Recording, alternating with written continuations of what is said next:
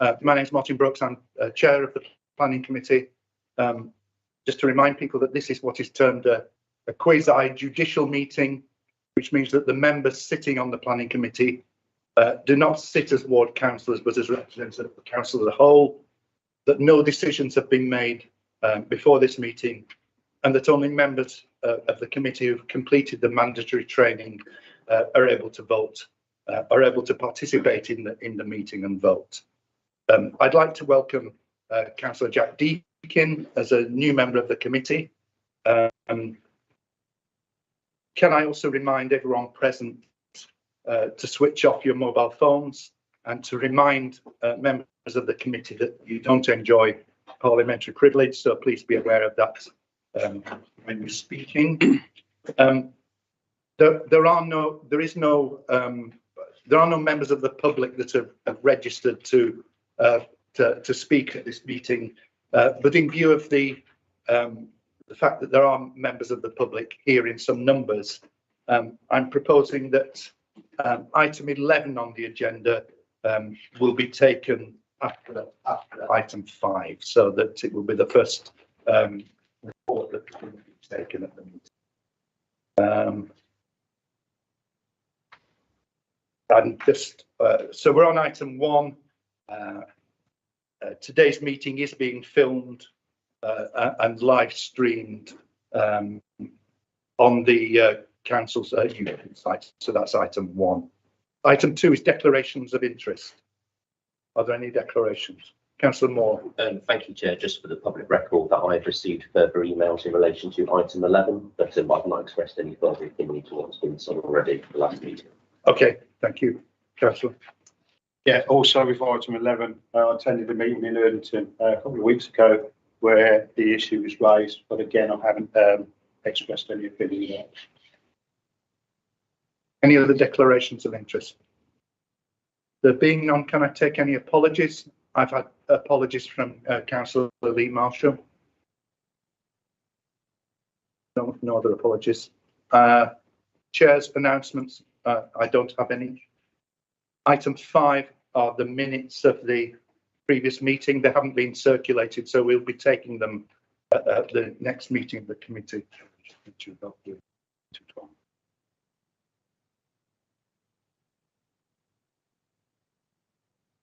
Yes, sorry, I should have also said that item 12, that report is withdrawn. The officer reporting on that is sick, so it will be dealt with at a future meeting. Okay, so we're on to item 11. Thank you, Chair. One update: since the circulation of the report back, the following has been received: 18 further letters of objection, including an objection from Reverend Emma Sykes, Vicar of St Barnabas Church, Erdington; Daniel Madwell, Focus Community Church and Cafe, adjoining the application premises; and Paulette Hamilton MP. The objections can be summarised as follows: detrimental impact on the vitality and viability of the centre; cumulative impact, already too many vetting offices; detrimental impact on the regeneration of the area and the levelling up bid; possible antisocial behaviour and increased crime, and increased litter. These matters have been considered within the original application report. Members will note that the original report recommended approval of the application. However, notwithstanding this, if members resolve to refuse the application, 2 reasons for refusal are suggested within the report back. These, in summary, are: the proposed development would provide a non-retail use that would fail to maintain or enhance the vitality and viability of Erdington Local Centre, or protect its primary retail function, with policy references. The proposed development would result in an increased fear of crime and antisocial behaviour, and would fail to create a safe environment that promotes positive social interaction, again with relevant policies mentioned. Thank you, Chair. Okay, it's with the members for questions or comments. Councillor Deakin. Thank you, Chair. I would like to, first of all, actually just go straight to it and say that considering the reasons that have been suggested for rejecting the application, I would also add that there is a potential risk to health of people who use gambling premises, and I would add that as a reason for rejection.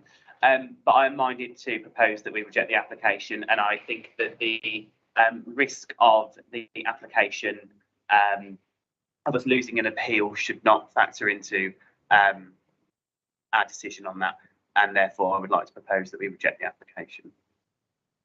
Any other comments or Yeah. questions? Councillor Yeah, I'd like to concur with what Councillor Deakin has said. As a local resident who walks past that property very regularly on my trip as I walk up to the high street, I'm just concerned about, you know, already opposite where this building's going to be, we've already got problems with antisocial behaviour causing problems outside the library with gatherings of people drinking and causing general, you know, accosting people as they walk up the street. And I just think that opening this betting shop, it sounds awful to say this and a bit snobby, but basically I just think it's going to attract the wrong sort of people, and I think we've already got a problem there. And we've got you know, a pub where people loiter outside this pub just across from it. We had a lovely fountain there at one point, but people used to go there, you know, drinking and generally being a nuisance. We had to get rid of that because they used it as a public urinal. And I personally believe that if we open this betting shop, it's just going to exacerbate issues that we've already got in the area. And so on that basis, I want it to be rejected. Any other comments? Councillor Moore. Thank you, Chair. Whilst I don't deny that there are health implications as a result of gambling, I think we should stick to planning reasons.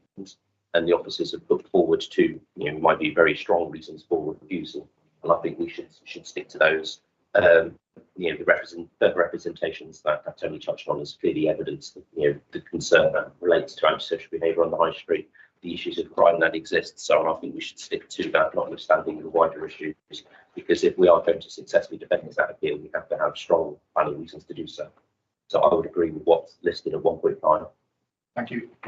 Councillor Mulligan. Yeah, I'm just like to echo some of the stuff that's been already said. Just to put on for what I think is, I think gambling further should not be really promoted as well this way, because it obviously has other repercussions and damage that is done to other families as well. In the long run, it creates a lot more bigger problems for families who suffer, those for people who attend these gambling centres. So for me, I'm not for it really. So thank you.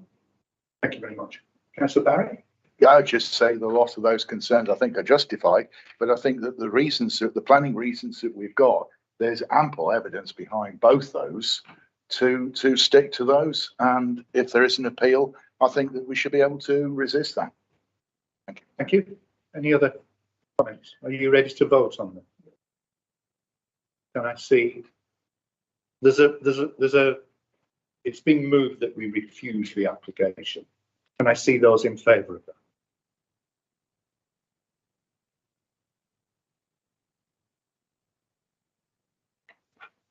Anyone against? That is refused.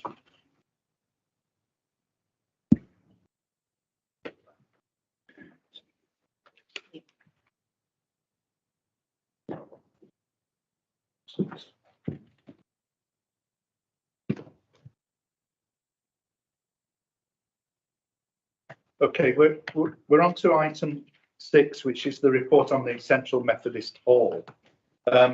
What I'm going to propose is that both reports are moved. Sorry, that reports 6 and 7 are moved because they both refer to the Central Methodist Hall. One is the planning application and one is the listed building consent. We take one set of discussion and debate on it, but obviously vote on the separate recommendation. Are you happy with that? Yeah. So, first of all, on item 6, we'll take officers' feedback. Good morning, everybody. Thank you, Chair. There are some updates for both items 6 and 7, taking them in turn. The lead local flood authority has since responded with no objection, subject to conditions. On item 6, that is condition 9, and on item 7, that is condition 20, just referring to the drainage strategy and maintenance plan. In addition to that, the applicant did also submit an external lighting strategy to address condition 11 on item 6 and condition 17 on item 7. But Birmingham City Conservation Officer and City Design colleagues have both commented that further detail is required, and so that those conditions still stand on both items, notwithstanding the submitted lighting strategy. But that's it in terms of updates. Okay.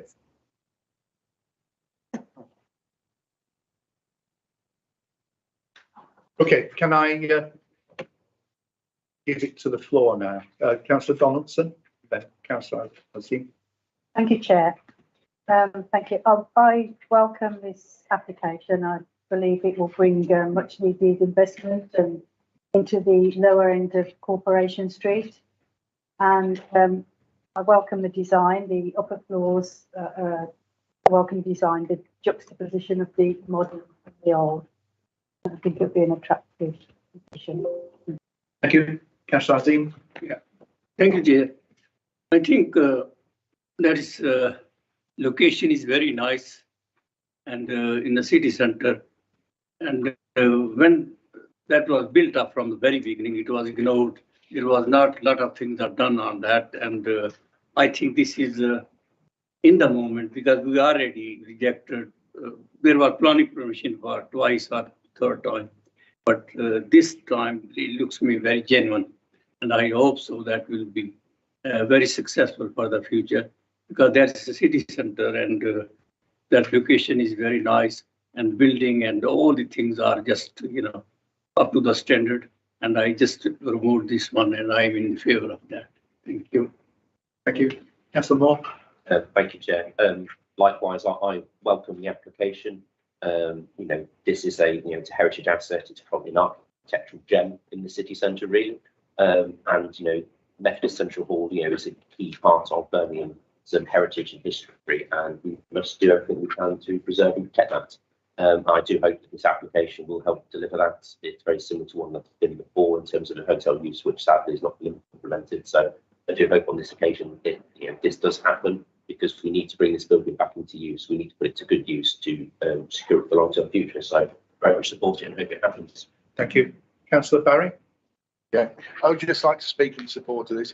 I know it's a shame we're losing the Victorian roof line, but having some knowledge of these kind of buildings, listed buildings, that trying to maintain these roof lines is incredibly difficult and a heavy burden in terms of maintenance.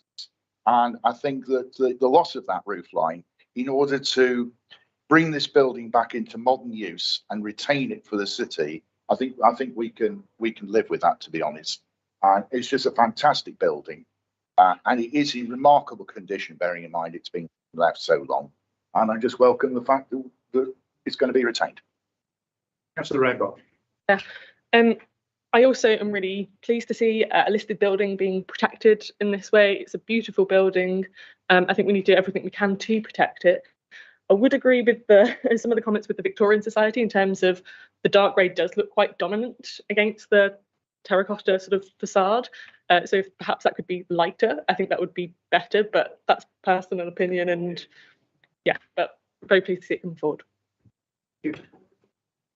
Councillor Green. Thank you, Chair. Yes, I'd like to speak in favour of this as well. It is an iconic building, as people have said, and being empty is not helping its preservation. Bringing it back into use will help keep it for future generations. I'd also like to speak for the rooftop extension. It is reflective of Birmingham as a whole, where the city has the ultra-modern against the ancient. In terms of its dark grey colour, architecturally, that helps hide it from the lighter colour front foreground. So I think it will be less noticeable from ground level. Very much. Any further comments or questions? Bring the officer back on. Nothing to add from me other than that with regards to the panelling, there is a condition requiring that a mock-up is produced and it's seen on site by officers and the city design manager before it's agreed. So there is a condition whereby all of the final details, materials and architectural finish are approved before they're used, in the hope that it will be very high quality finish to the building. Okay, so we're on to recommendations, which are in paragraph 9. We're on report 6 first. So paragraph 9, the recommendations are there with a number of conditions. Can I see those in favour?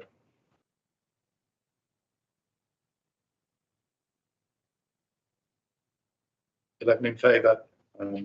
It's unanimous. There are none against. Can I abstain because of my absence? You can't actually vote as you haven't. That's what I mean. So I'll abstain. You just won't be counted in the vote. Okay.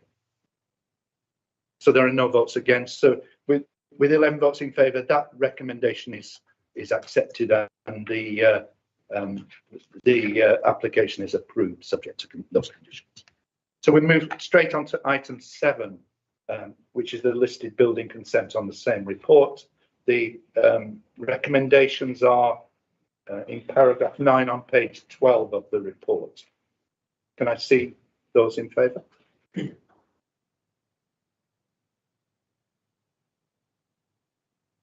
Seven in favour. Any against? That's carried, and the recommendation is that the recommendation is accepted. Thank you very much. And we therefore move on to report number 8, which is the report on Upper Gough Street car park. Can I ask for any updates on that report? Yeah, thank you. There are a few updates, so apologies, bear with me. The first is that there has been one additional third-party neighbour letter, which was in support, raising comments about how the scheme would enhance, be an economic boost to Upper Gough Street and would make Upper Gough Street safer and more attractive. Secondly, there have been no further comments received from the Health and Safety Executive with regards to the fire report, despite the additional consultation. Thirdly, at paragraph 7.11, 7.13 and 7.48, as well as the recommendation at 9.1, the report refers to a section 278 agreement of the Highways Act. This needs to be replaced with just a more generic highways agreement, and that's because a section 278 might not be the most appropriate mechanism. This doesn't change doesn't impact upon the delivery of the disabled parking bays that will be required, just the mechanism in which we do so. And last, the recommendation currently says subject to a section 106 legal agreement. However, Birmingham Property Services still own the site, and so the recommendation just should be changed to just say legal agreement in case a section 111 and or a section 106 agreement need to be entered into, dependent upon the point of sale that the land is at. But again, that doesn't change any of the terms of the resolution. It's just the mechanism in which it's agreed. That's it. Thank you very much. Can I see any discussion on this? Councillor Azim. Yeah, thank you very much.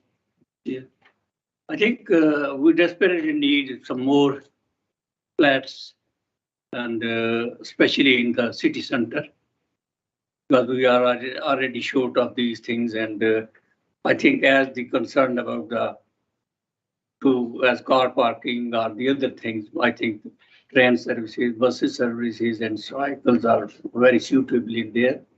And there is another car park is under construction as well. So I think this is very suitable because we desperately need some more people to be housed in, and especially in the city centre. And I just in the favour of that one. Thank you very much. Thank you, Councillor. Any other comment or question? Are you happy to take the recommendations then? Yeah. Recommendations are in paragraph 9 on page 15 of the report. Can I see those in favour? 12 in favour. Everyone's voted that, no votes against. So that is carried, and the application is approved. Thank you very much.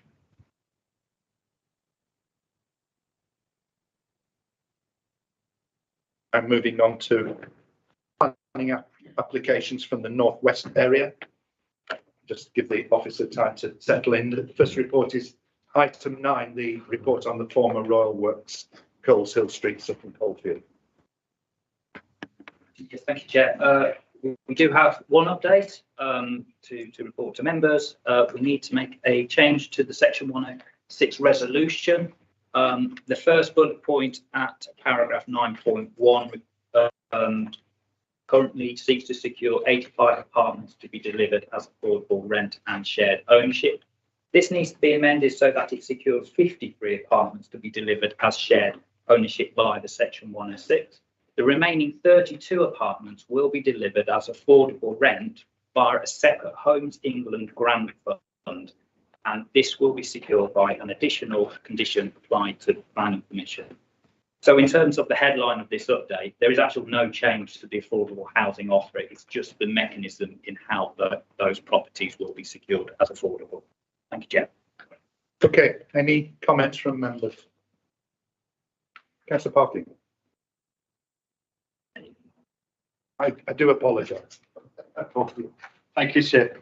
Okay, so my thinking about this is that I would be mindful to support it on the basis that whenever these type of projects are put into place, people over 55 can obviously then potentially go and move into those places, which frees up family housing within the local area, which is something that we're massively short of, and therefore it's a good, it's good for the community. It's good for community housing.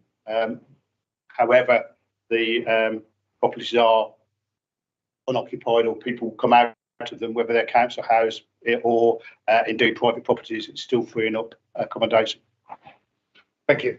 Councillor Barry. I'd like to speak into support of this because it's a large area of land in Sutton which has been long disused. I don't see that there would be any acceptable industrial use for it in the near future. It clearly fulfills a need, and I think it aids the regeneration of Sutton Coldfield by adding a number of residents who would no doubt use local shops and facilities, and yet not rely quite so much on cars as some of our other residents. So I'd speak in support. Thank you. Any other comments? Councillor Azim. Thank you, Chair.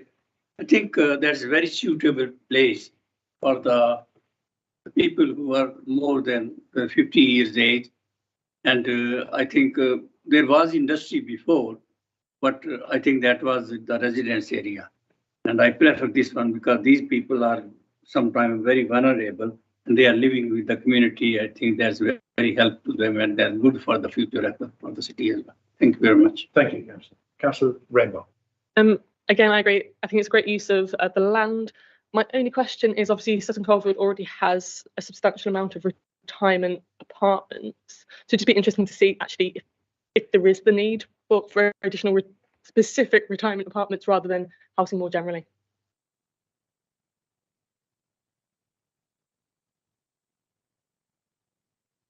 Probably the only point really to sort of come back on is the issue on the need.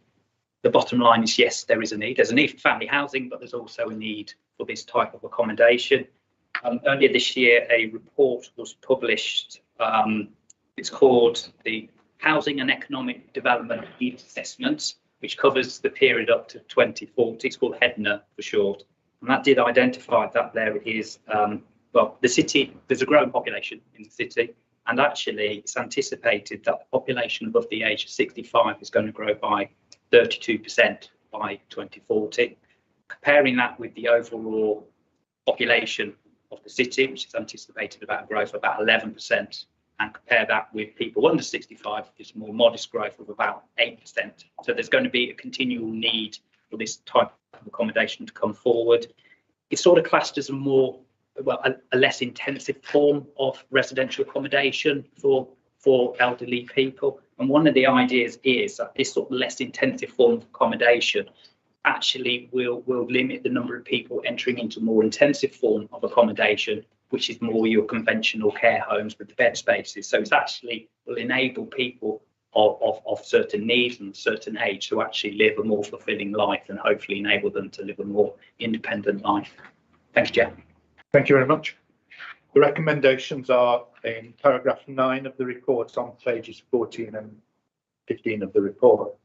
Do you agree the recommend? Can I see those in favour of the recommendation?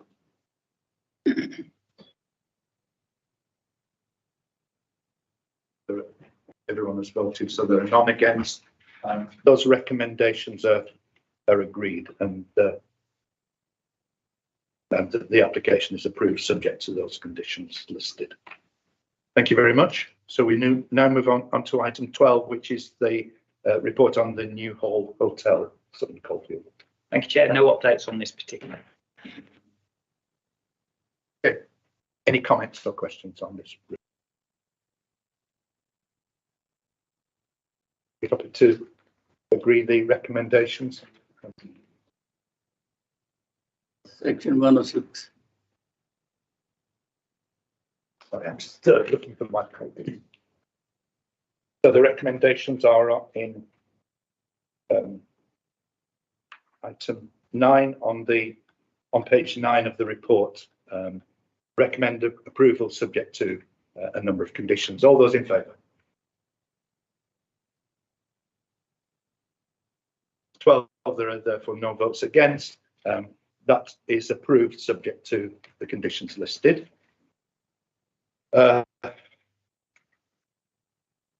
Any other urgent business? There being none, can I move on to item 14? Can you agree the necessary authority to chair and officers? That's agreed. Thank you very much. Well done.